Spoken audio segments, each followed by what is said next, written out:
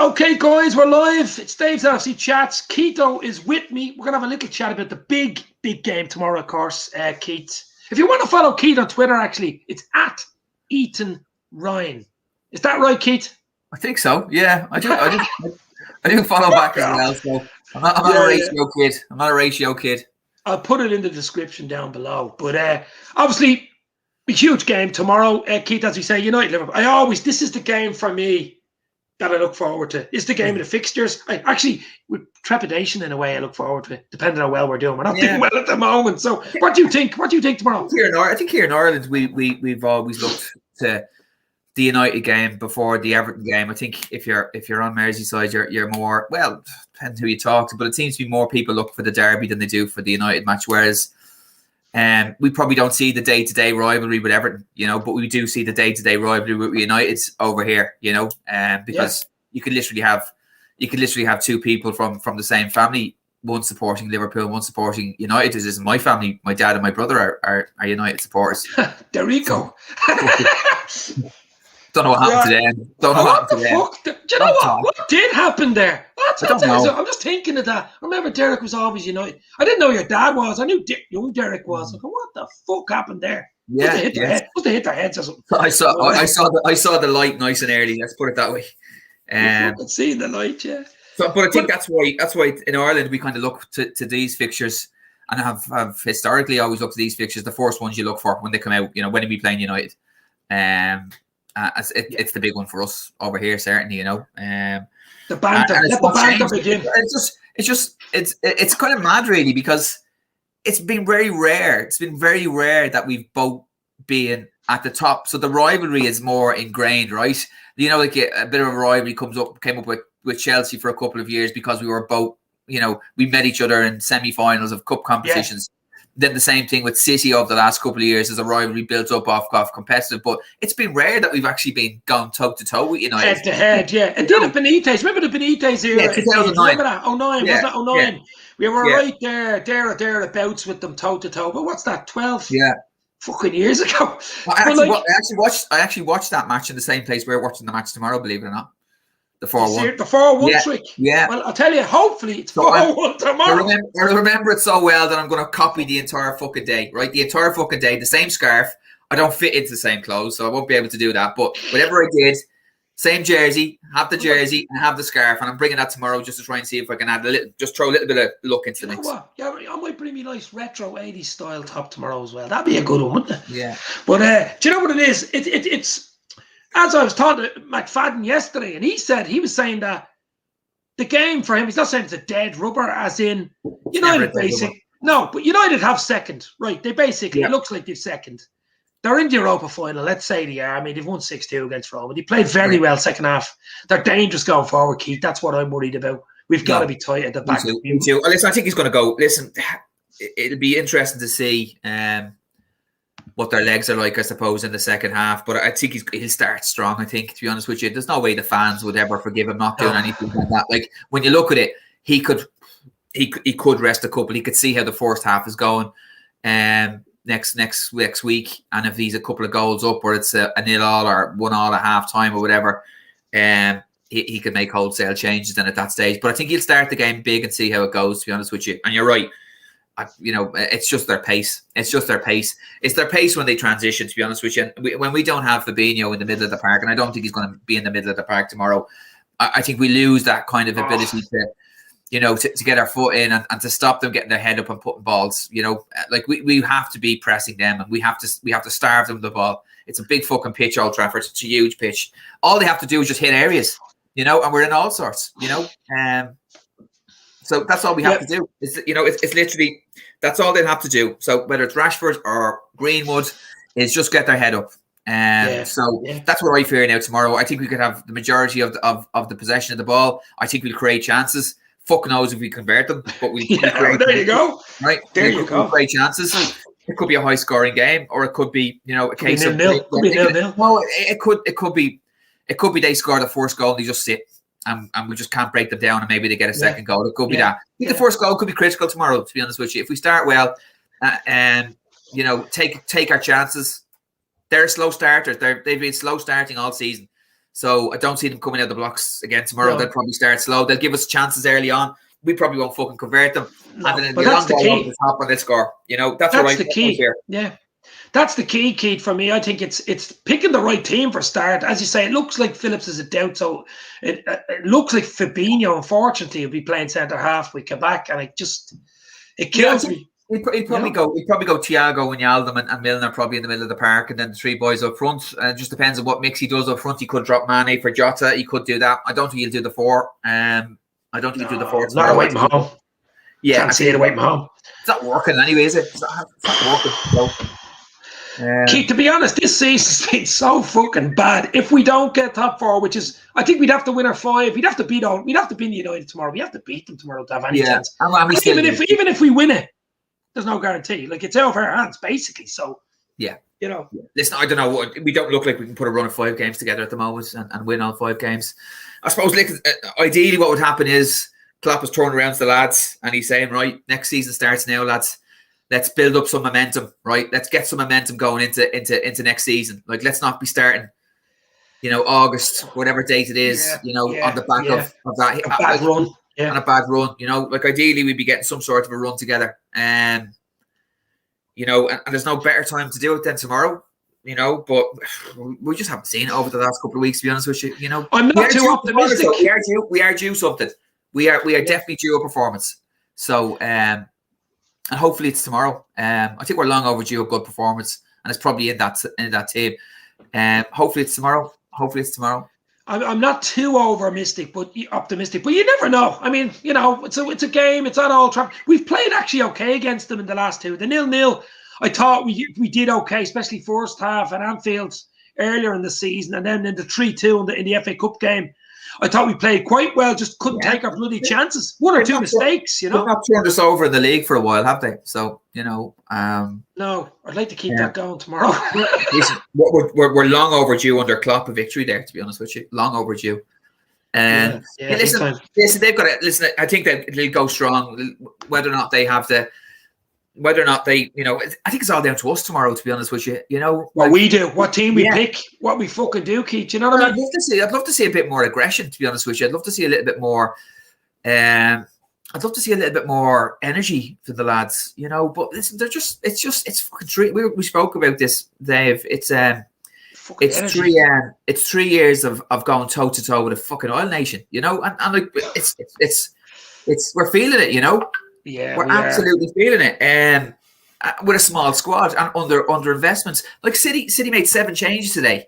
But the 7 changes were like worth 250, 300 million. Do you know what I mean? Like, we're not competing with that. We're picking from a pool of 13 players at the moment. He's no interest really. I don't think he trusts or has any interest anymore in Oxlade-Chamberlain, in Shaqiri, any of those lads. To be honest with you, I don't think he feels it anymore. Divock.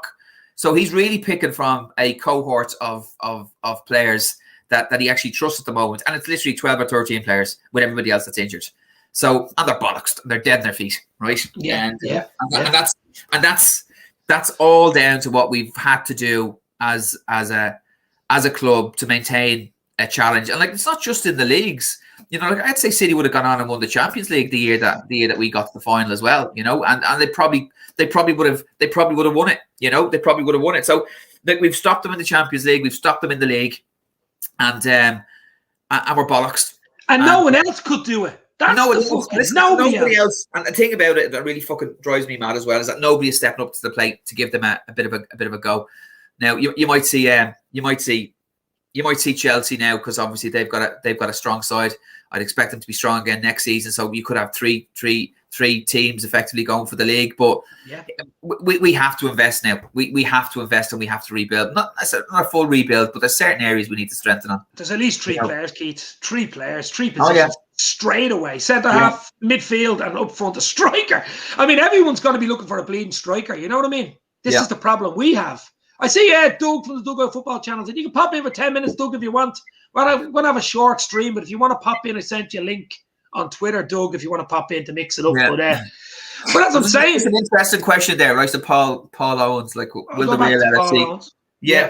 Will the real LFC turn up tomorrow? You see, that's the problem. Like, what is the real fucking LFC at the moment? The real LFC at the moment is, and has been since January, is You know, no they energy. look tired. Yeah, they look tired. They look like, and even with a week's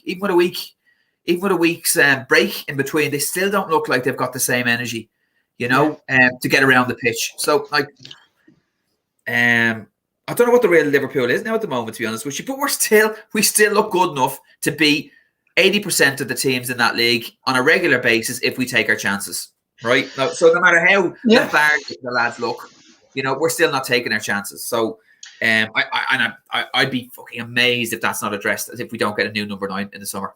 I'd be amazed. The problem is everyone fucking wants a number 9. I mean, did City win 2-0? Was it 2-0 at the end today? CP Palace, Aguero. I mean, I know he's injury prone, but he's some leading striker he's been over the years. You have to hand it to him. He's just unreal. I'd say he'd be going back to Spain, to be honest with you, for a... I tell you what, Spain, or maybe back to Argentina. I take a punt. I take a punt on some of the younger guys coming through, and maybe that the Salzburg the fella was mentioned during the week. Daka. Yeah, was mentioned during the week. And you know what? And I would strongly think about.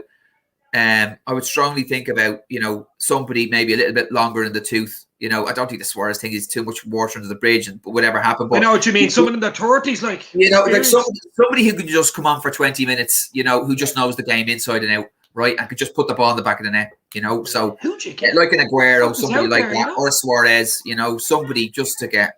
Like he's still fucking world class. Do you know what I mean? Just somebody who can come on as that fourth striker to come on with 20 minutes to go. You know, look like Cavani, what Cavani's been doing for United. He's been doing a great job for them.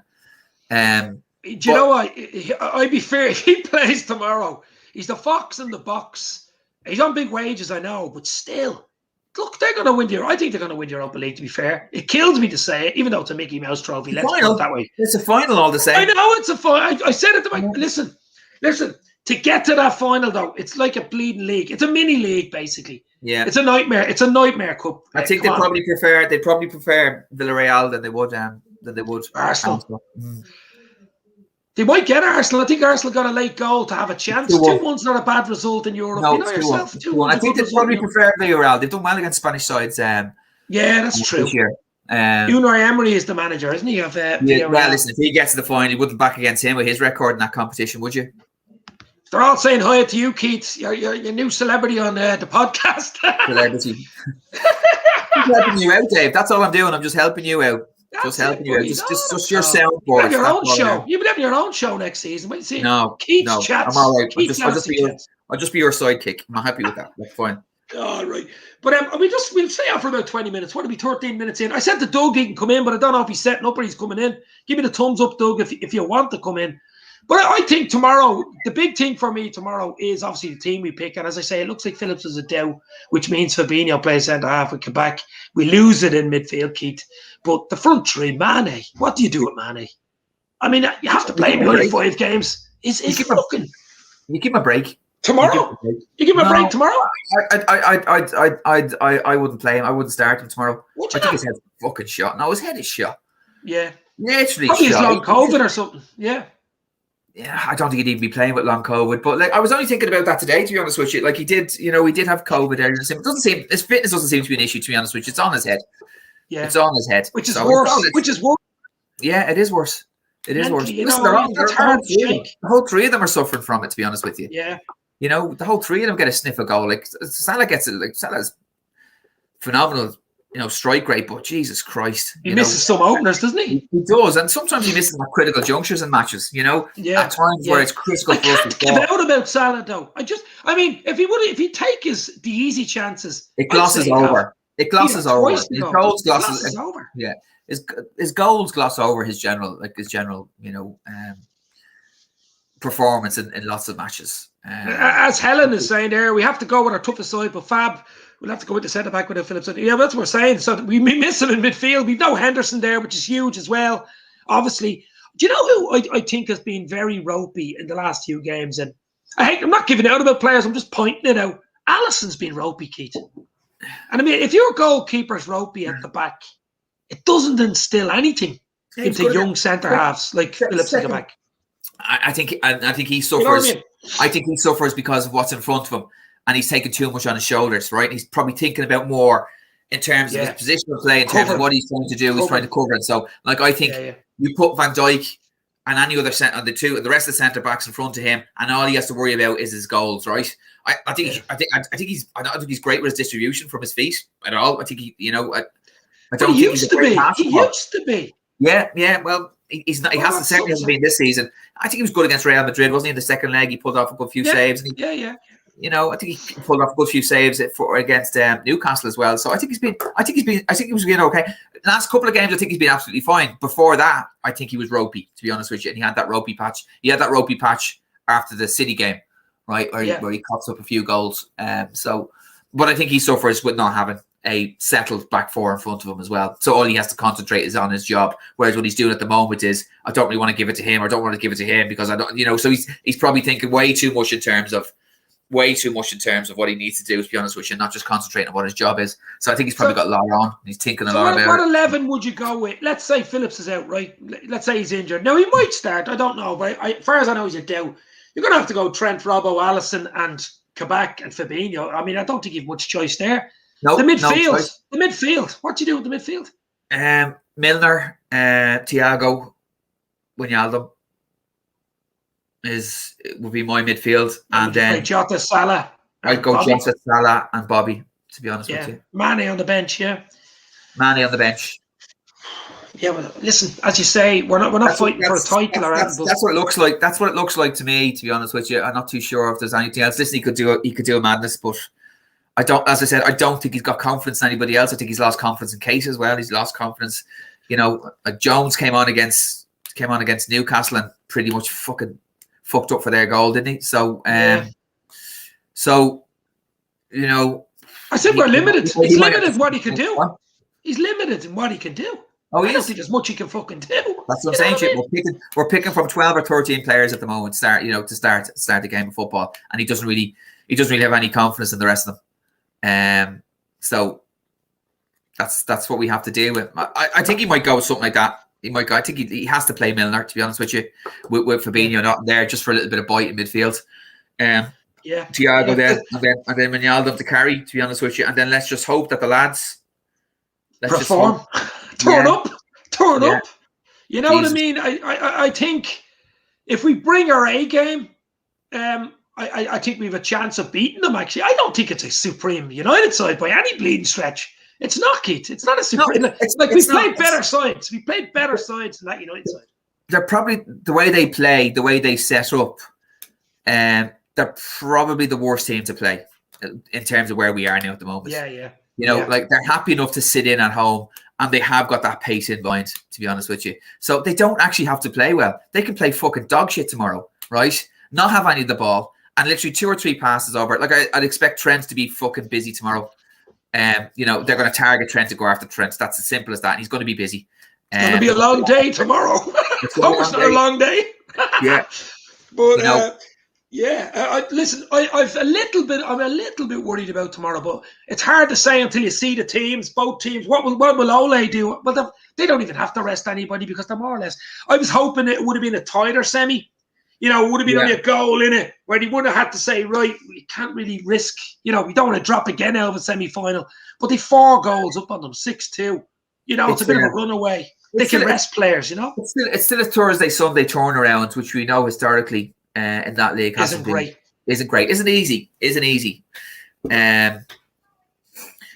So listen, I think, to be honest with you, if we if we get a goal, right? If we can get a goal first. And then we can go a little bit more compact, a little bit tighter in terms of how we play, and then look to counter them. I think that's our best chance of winning tomorrow. I think we need to start well, try and get a goal up, right? And then let's just go get a bit more solid, right? Bit more solid in the pack. Maybe drop off 10 yards, right? Don't leave that space in behind. Bring them out, let them play onto us, and then let us catch them on the counter-attack. Then maybe look to bring on Mane in the second half and do it that way, right? Yeah. So, why is Adrian still on the bench? What kind of a question is that? Because Kelleher's been injured. Yeah. I can't see them playing. I know Helen's saying risk playing or Williams, and I just can't see playing. Didn't Williams have a bit of a nightmare in the cup game? Remember the young lad at Old Trafford? Yeah. He had a bit of a nightmare, so I just can't see him. You're looking at probably playing. You're playing Williams then with Trent on one side, or switching Kabak and up Kabak and play both sides. No, I just can't see it, Keith. No, he's probably going to see the problem with it, like that's no pace on the right hand side there. That is no pace. So you're either turning around to Trent and say, Trent, you're going to have to sacrifice going forward and sit in there with Williams to look at this, which is not the way we play. We're not going to change the way we play tomorrow. You know, we're not going to change the way we play tomorrow in terms of we'll be high line with the full-backs bombing on, leaving space in behind. That's not going to change tomorrow. I don't think he's going to change anything till at the end of the season. We are who we are. We set up the way we set up. We play football the way we play football. So I think playing Williams there would be madness. No, I know. The FA Cup game, he got slated, to be fair. He was thrown in at the deep end. He's thrown in at the deep end. Thrown in. So, that was a mistake. But the problem is, I think, for Liverpool, as you say, there's 5 games to go. Even if we win, I would like to beat United tomorrow for a lot of reasons. Because it's United, but there's a lot of reasons. And it would give us something out of the season, Keith. Yeah, the worst thing that happened now is that Fulham get something against Chelsea today. And then we go out and we fucking fluff our lines tomorrow. That's the worst scenario, Yeah. Well, Leicester only drew. Was it 1-1 or 1-1? Yeah. Last night. Well, Leicester ahead. I mean, they're just looking to catch United, I think. Yeah. But we've had so many chances. We've actually had so many chances. I just think we got to turn up, and I don't know why they don't turn up in a big bloody game like this. Says why not? Why not in the house all the way from Columbus, Ohio? For how are you? Why not? Yeah. The world is watching. The world is watching. Bare bones in defence. Robbo playing so many games. Klopp won't play. Simicus, I think he's going to get sold. Well, yeah, that's another weird one. You mustn't trust him, Keith. Your man Simicus, whatever you call him. The Greek guy. The fullback. You know what? I think if we'd been rocking and rolling, to be honest with you, he would have got more of a look in at that side to give Robbo a break. But he's probably going, listen, for fuck's sake. He's probably, like I think in terms of his defensive part of his game, and his commitment and getting up and down and his engine, he's been spot on this season. But I think his distribution has been really poor, to be honest with you. Yeah. His crossing of the ball has been shocking certainly since Christmas. He got an assist there a couple of games ago, all right. But generally, he doesn't seem to be missing the first man, or I don't know. They all seem to be on completely different wavelengths when they go into the final third. Whether the ball's coming in from the wings, or we're trying to play through the middle, or front three trying to interplay with each other to try and get each other in. Everybody's on a completely different wavelength. Again, fatigue. Yeah. But what do you do? Where do you get the energy for tomorrow? Where do you get the energy for the last 5? I don't know where it comes from. You can't manufacture that. You can't manufacture that. That's my worry, though. That's my worry tomorrow. Where the fuck's the energy? If United score an early goal, where does the energy come to go again? Do you know what I mean? The other thing as well is the other thing. It is a problem, and sometimes I don't think it's something that's going to be you can overcome with the existing.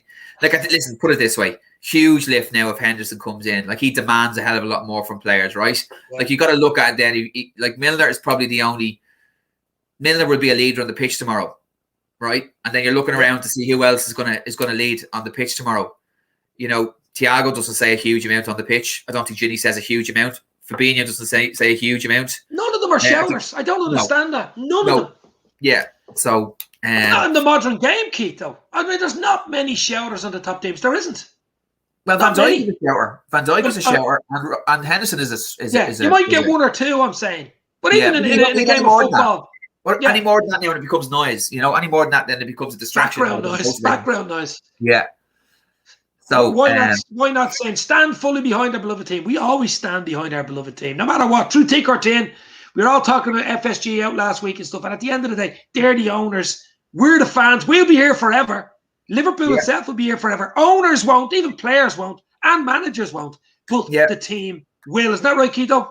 That's right. Listen, like criticizing players and performances is all part and parcel of football. The critique is all part and parcel of football. When they're absolutely fantastic, we'll stand up and we'll that. Doesn't mean we're not supporting them. Doesn't mean we stop supporting the football team. But you have to be able to critique individual players' performances, results, and indeed the owners and the management. You've got to be able to do that. It's part and parcel of football. Without the opinions, it's nothing football, really, is it? No, you're on the ball. Yeah, no, you're absolutely on the ball. Who's this 1892 Reds podcast? Hi guys, let's get behind the team tomorrow. Absolutely, we always are behind the team, as Keith just said there.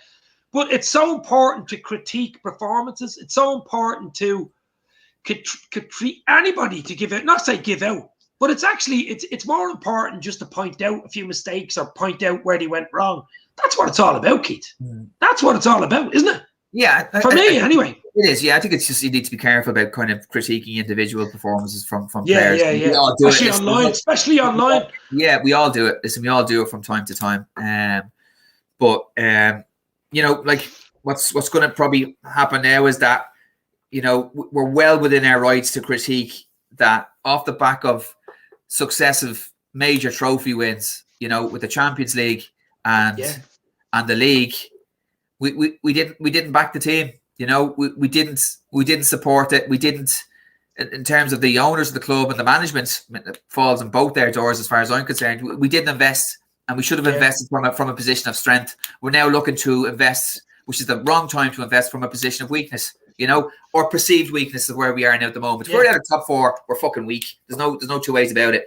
And you're then starting to buy players, from that position and bringing them into an environment whereby you're building again, as opposed to reinvesting at the top end. I think it was a fucking huge mistake that we didn't invest in the summer to really solidify. Do you remember Alex Ferguson back in the 90s and the noughties, even the good Chelsea side? Yeah. When you're on top, that's when you go big. Yeah.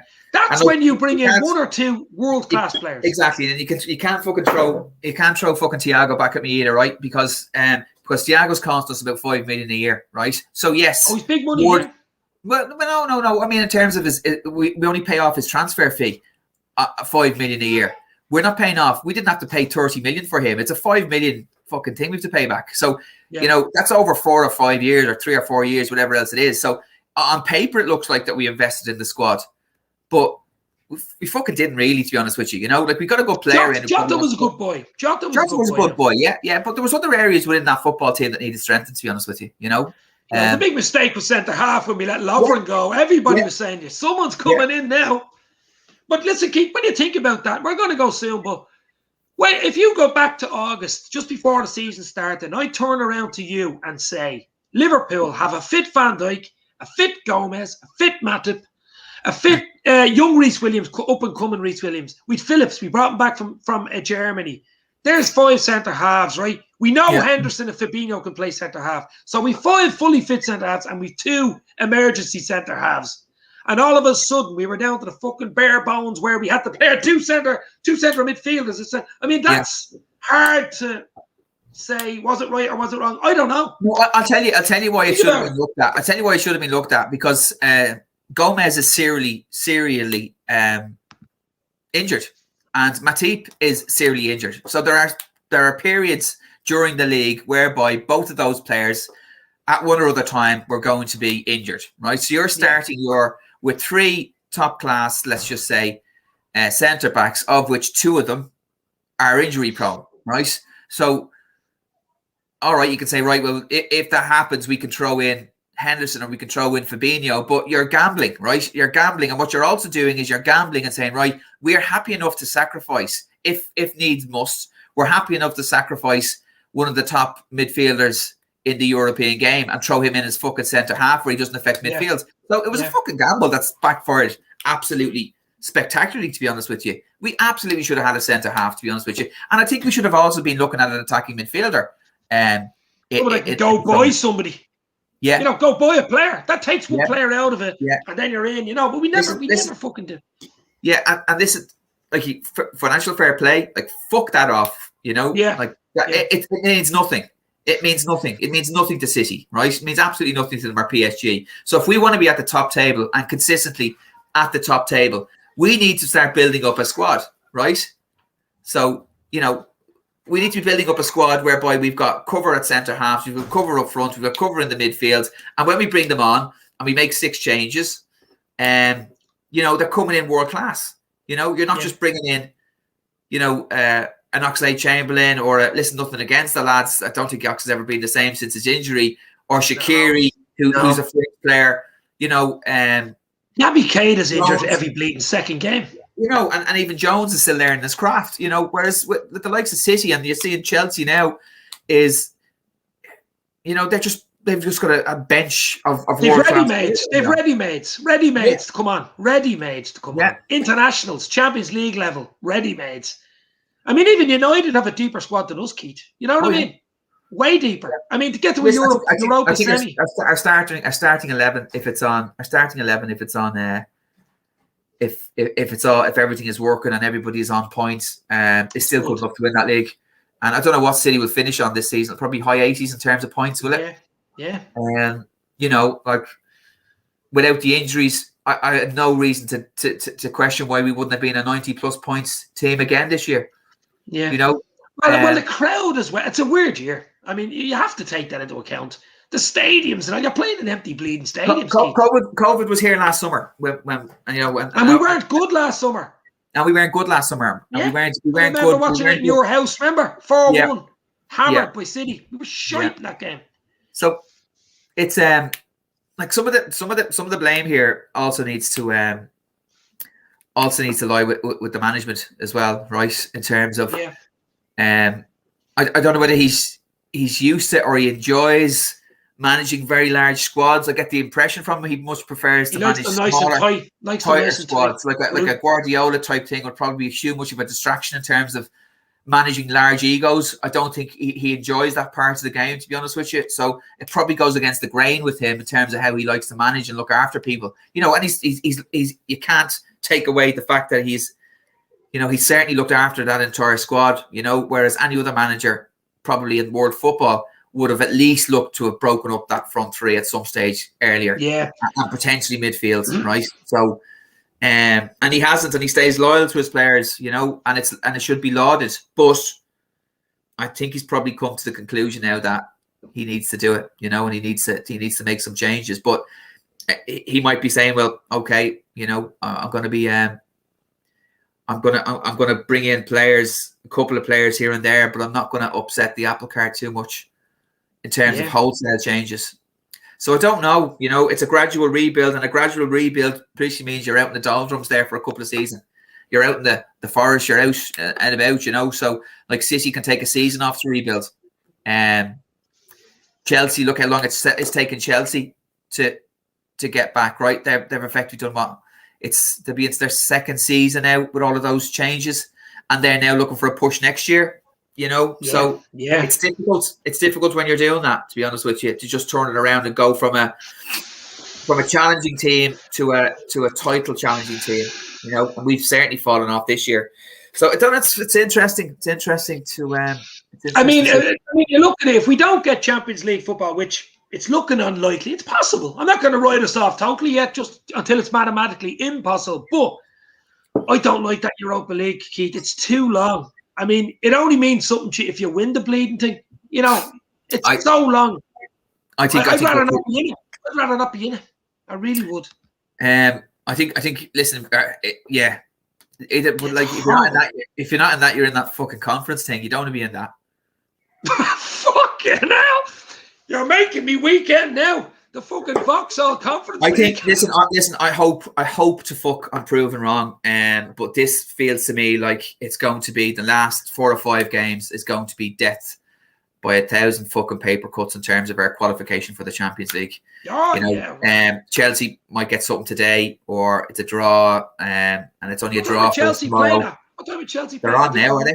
I think they're 1-0 up. I seen something in the comments saying Chelsea were winning 1-0. Maybe he was just acting the fiddle. I have it here on my phone. But I worry about, I have a bit of a worry tomorrow. Just to win tomorrow, just to get something out of it. Yeah. So Chelsea. Yeah, 1-0. Kai Havertz has scores for Chelsea. What was he? 98 million. Yeah. They'll hammer them. They'll hammer Fulham. Fulham are gone already. You know, like fucking 98 million. That's all. That's it. So, you know. I think the point from this podcast is from Why Not There. The point is we need major investment in the squad this summer. I think you're absolutely right there. We all know that. Listen, I think as Helen says there, you know, we could have Harvey Elliott coming back as well. So could be a couple of fringe players. I love the look of that Polish lad, Mesilewski. Yeah, he looks a proper player, doesn't he? The Polish Messi. The Polish Messi.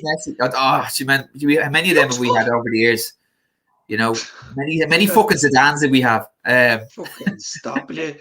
Yeah, exactly. I mean, it's hard. Keith, do you know what it is? It's so hard to make it. Fucking hell. Oh, it's so hard to make it from that age to the next jump. And a lot of players just fall by the wayside. You have to be special to make the jump, like Jones jump or the Harvey Elliott jump. Like for Harvey Elliott to get into, I think Harvey Elliott is definitely going to be a player. To be honest with you, he's definitely. Oh, he's a proper player. I've seen him play for Blackburn. He has everything. Has absolutely everything. Yeah. So, but listen, they're not going to be here for next season. You know, they're probably going to be the season after that. To be honest with you, when they really I'd give him another year. At Blackburn. To be fair, I think we're going to call it a night. What do you think? It's just the best thing that's probably happened over the last couple of weeks is the fucking European Super League. So, like, they're probably going to have to back us. They're probably going to have to go, listen, it's too much fucking flack, right? Yeah. We're going to have to spend money here. Yeah, I know. And okay, we've lost 46 million. You know, we lost 46 million last year. They're going to have to just put their hands in their pockets. That's just one player. We won't be buying more. If they turn down an offer of $3 billion for the club, right? Yeah. So if we look at that and they start thinking, okay, well, we actually think the club is worth more than that. Okay, so if they don't start investing and getting us back on the top table of football, that valuation will go downhill rapidly. You know, you have to protect your asset. Yeah, you've got to protect it, right? And the only way they're going to do that now is they're going to have to spend money. To be honest with you, it's investment, right? And they're going to try and get back in. You know, they're going to try and worm their way back in with the fans. And as we've spoken about before, generally, right, outside of diehards, fans can be fickle, you know, and if they see the money being splashed, not that they forgive and forget, but they might just kind of look the other way. Oh, you know, especially if it's a big name. If it's a big name, I guarantee you half of them will. What were we thinking on scores tomorrow then? Well, prediction tomorrow. I'm going to sit in the fence. I said 1-1 yesterday. I'm sticking to 1-1. 1-1 draw. Be no use to us though, but yeah, I'm going to go back. I'm going to go back with just because the date it's in it and what we're doing tomorrow. I'm going to go. I'm going to go 4-1. To Liverpool. 4-1.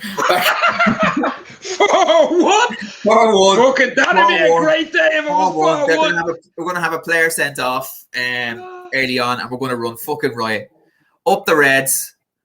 Let's go. Do you know what? I'm looking forward to tomorrow, guys. That's it. We'll call it a day, a night, whatever you want to call it. Enjoy your rest of your weekend. Thanks for popping in. Big game tomorrow.